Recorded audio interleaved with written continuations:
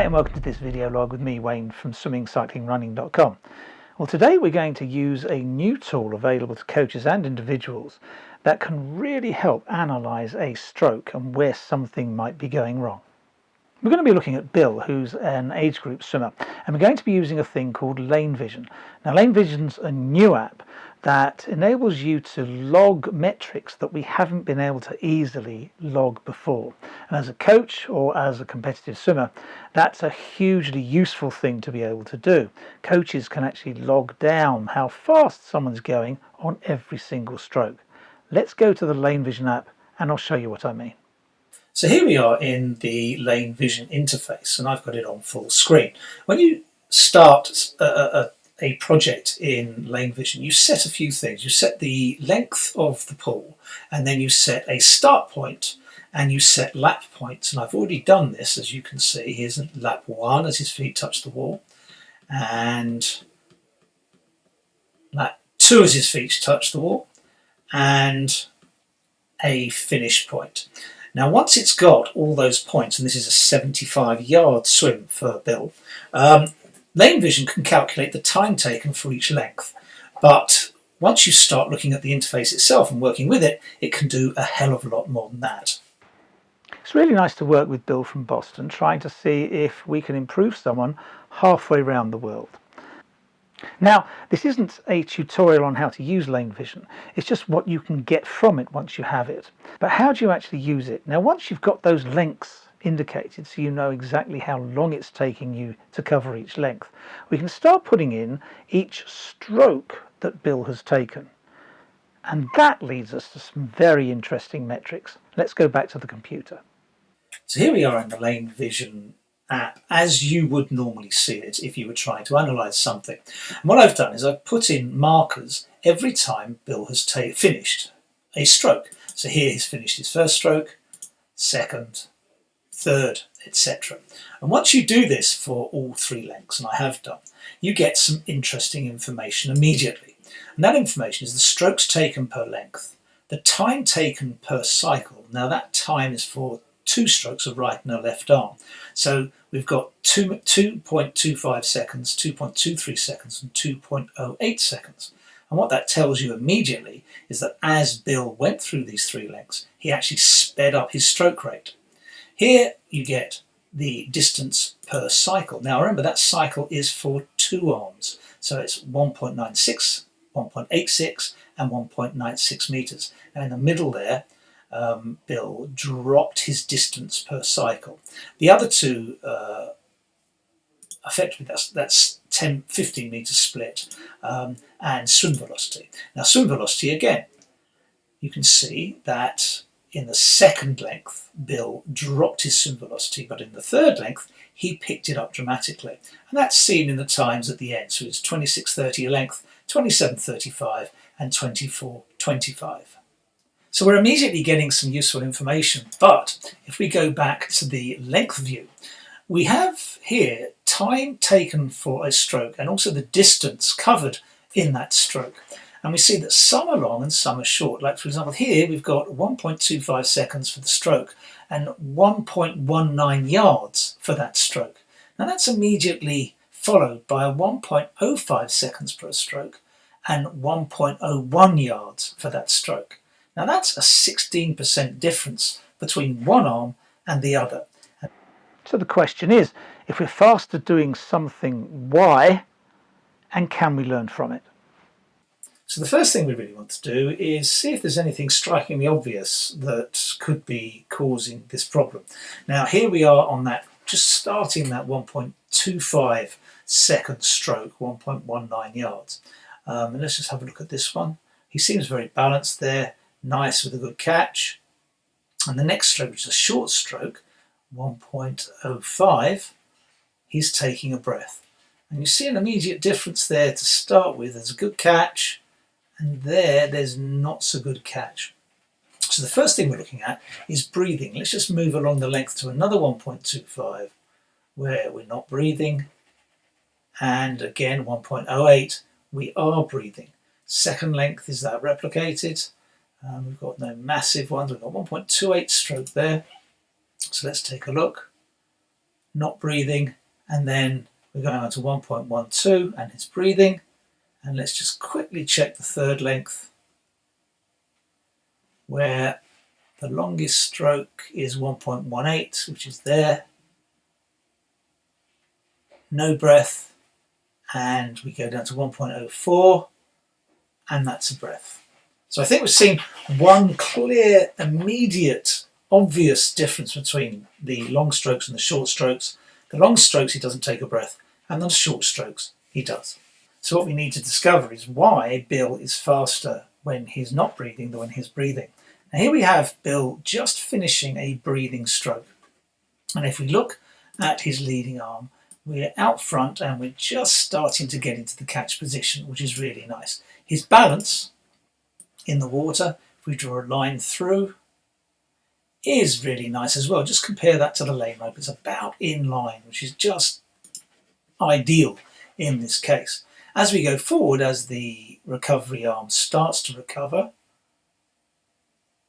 you can see that the leading arm stays in that position,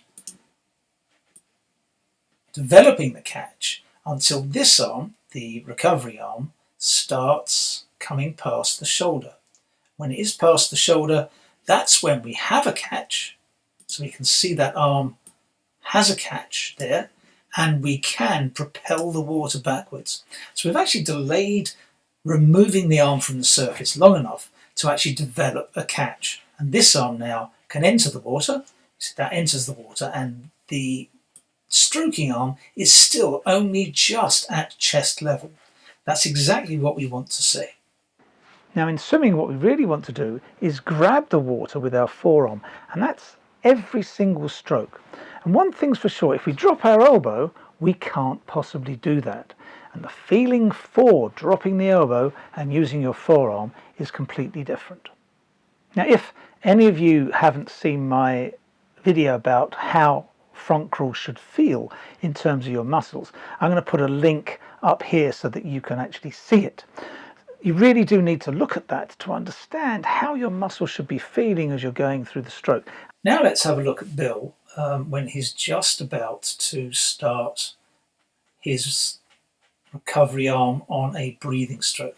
Now let's look at the balance again. Let's draw a line from out front to out back. We've gone off balance. If you look at these legs, they're splayed. And if you look at the arm at the front, it's actually not necessarily in line with the body. And we've actually got a little bit of a curve in the back as well. So we're not quite as balanced as we were the first time when he wasn't breathing. So let's have a look at this arm. We've got an arm going down and then going across. So we're actually now starting to push down on the water as opposed to try and grab it. So what actually happens as we progress the stroke? So let's just start going through. Now you can see there one arm is virtually mirroring the other. If we draw a straight line from one elbow to the other elbow, you can see we're virtually mirroring one arm with the other. So one arm's moving down, the other arm is moving up. And because of that, and because the elbow now is leading the stroke, we haven't grabbed the water. You can see that quite clearly. Effectively here, Bill is pushing down and not pushing back. So we're now pushing down, which is pushing the body up, and we're windmilling. We haven't delayed this arm coming past the shoulder with this arm still on the surface. And that's really what we need to balance out the stroke. And for that reason, he hasn't caught the water very well, and he won't catch it till about there. But you can also see now the elbow is still leading the stroke all the way through. And in fact, even when we get here, the elbow still tries to lead. You can see the elbow still trying to push the arm back. And although he's got purchase on the water, that elbow is doing most of the work. And the elbow even there is beating the hand back, and then the hand extends back. So the elbow has started leading the stroke when he starts to breathe. And that is always a bad thing in front crawl. So you can see there with Bill that one side he's really making a nice rounded catch, and the other side, because he's breathing, he's dropping that elbow, and the difference is just huge. In fact, 16% in terms of speed from one side to the other. And believe me, that's still making the same effort, but for 16% less speed. In reality, the solution to the problem is not that difficult. It happens for a particular reason. See, if I go head on, when I'm stroking normally without breathing, I can get into that catch position fairly easily because I'm prone, my head's in that position, and my arm can easily drop. You can see it from the side. My arm drops, and I can come through, I can come through, I can come through. When I want to breathe, something happens to my position. So I go forward, I turn to breathe, and you'll see my elbow, as my head turns up, points to the bottom of the pool.